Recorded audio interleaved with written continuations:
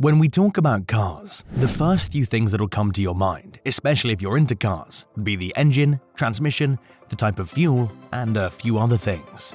But what if we told you that gasoline cars would become obsolete maybe in 10 years, and electric cars would take over the entire automotive industry? But why will electric cars replace something as mainstream as gasoline cars? How exactly does an electric car work? Well, let's find out together. So stick till the end of the video to know a lot more. Hey there, and welcome back to our channel. In today's video, we discuss how an electric car works. But before we begin, make sure to subscribe to our channel for more content just like this one. And while you're at it, turn on post notifications so that you never miss out on any of our future uploads. Drop a like for the video if you're a huge fan of what Tesla's doing with their electric cars. And with all that done, let's get started. Let's say 20 years ago, nobody would have taken electric cars seriously because they were extremely boring to drive and they were too expensive for what they offer. Their value proposition was way off the charts, which is why nobody considered buying an electric car as a daily driver. The other issue has to be range anxiety, as there were practically no EV charging stations, just like how we have fuel stations for gasoline cars. So yes, owning an electric car was not something people really wanted to do back in the day. But everything changed when Tesla came into the picture in the automotive industry. Right now, when we talk about electric cars, the first thing that'll come to your mind would be Tesla and how fun to drive and fast their cars really are. But are these electric cars from Tesla really different from gasoline cars? If yes, what are the differences? Well, everything is different about electric vehicles except for the design of the vehicles. To make things a lot easier and relatable, let's take the example of the Model S Plaid. The Model S Plaid is an impressive vehicle from Tesla, and it's an engineering marvel. The Model S Plaid can do 0 to 60 miles per hour in just 1.96 seconds, which makes it the world's fastest production car right now. The Model S Plaid has an official top speed of around 200 miles per hour, or 321 kilometers per hour. Now, the Model S Plaid comes with a tri-motor setup.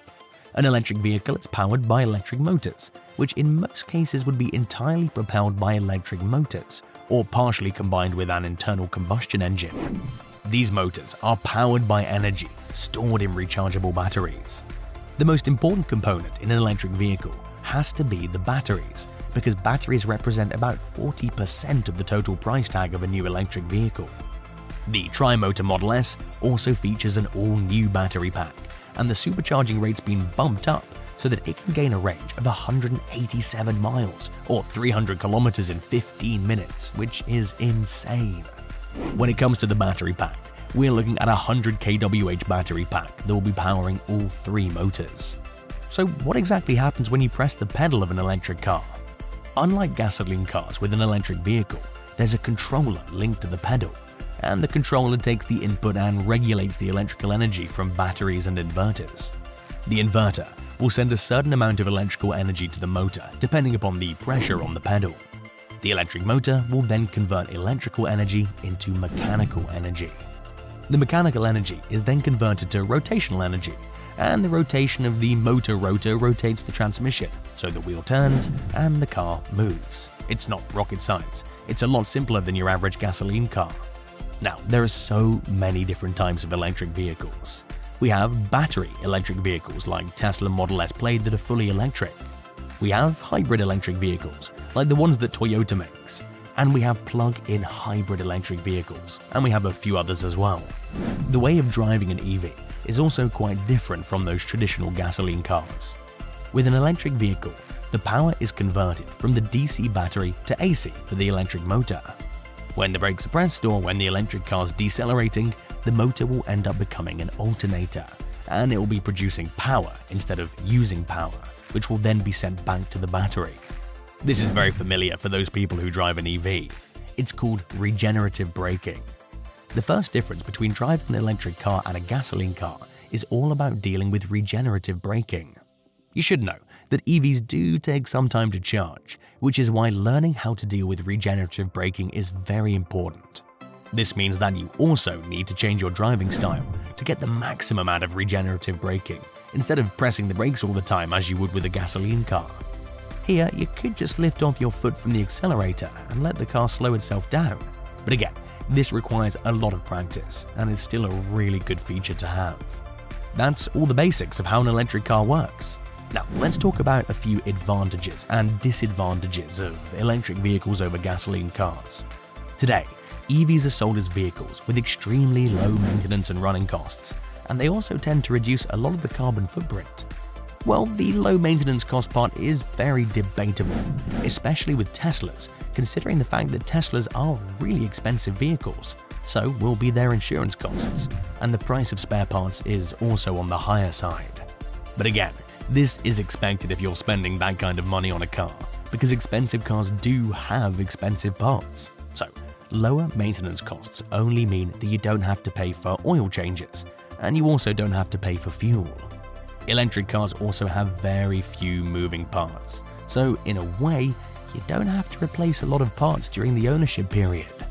The other reason why you need to buy an electric car today is because of how fast and fun it is to drive a Tesla, especially the Tesla Model S Plaid or any other Tesla. You also need to consider that electric cars have instant torque, making them really exciting to drive. EVs are convenient, especially if you're somebody who doesn't want to wait in a queue at the fuel station because you can charge your car right in your garage, which means that you'll be having a fully charged battery the very next day when you wake up. This is like having a full tank of gas if it were a gasoline car. If you were to install solar panels at the place where you stay, you could practically run the Tesla Model S Plaid for almost nothing, which is something you cannot do with a gasoline car. Now, what exactly are the disadvantages of owning an all-electric car? Well, right now, we know that Tesla is successful because of their huge supercharger network, and we're looking at around 25,000 superchargers across the world. But the availability is still an issue, as it's not as widely available as gasoline stations, for example. But we know that Tesla is a new company, and the company's still growing at a rapid pace, which means we could expect a lot more superchargers almost everywhere, because Tesla's been selling a lot more vehicles lately than ever before. The other reason why people don't want to switch to electric cars is because of the charging time of electric cars. EVs still take a lot of time to charge when compared to the time taken to fill up your gasoline car with a full tank of gas. Charging can take anywhere from 30 minutes to 1 hour. But if you were to fill a full tank of gas in your car, it'll just take less than 5 minutes. This means that you'll need to spend a lot more time charging your vehicle with an electric car. But today, things are changing, because not only Tesla is improving their supercharger network, but they're also working on improving their battery technology, especially the new 4680 cells that Tesla announced way back in September 2020 during the Battery Day event. This battery promises a better range and better efficiency, and will be much more affordable for Tesla to produce these batteries. The other thing you might not have considered when you're buying an electric car is how expensive they are, even if you were to buy a pre-owned one. Even the base model Tesla Model 3 costs about $40,000, which is a lot of money for many people. This is not the case with gasoline cars, because you could get a gasoline car for as cheap as $3,000 or less, which is incredible value.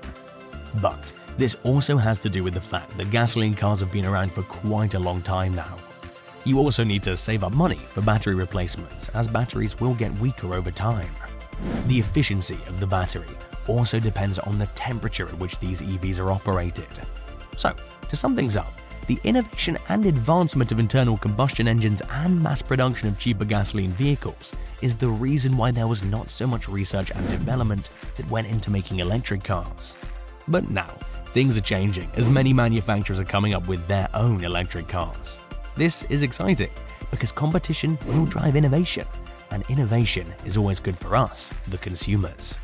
And that's a wrap for today's video. Are electric cars different to drive compared to gasoline cars?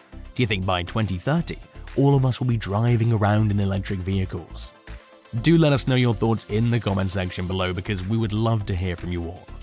Consider subscribing to our channel for more content just like this one, and make sure to turn on post notifications so that you never miss out on any of our future uploads. Smash that like button if you think electric cars are the future. That's about it for today. Hope you enjoyed the video. We'll meet again in the next one.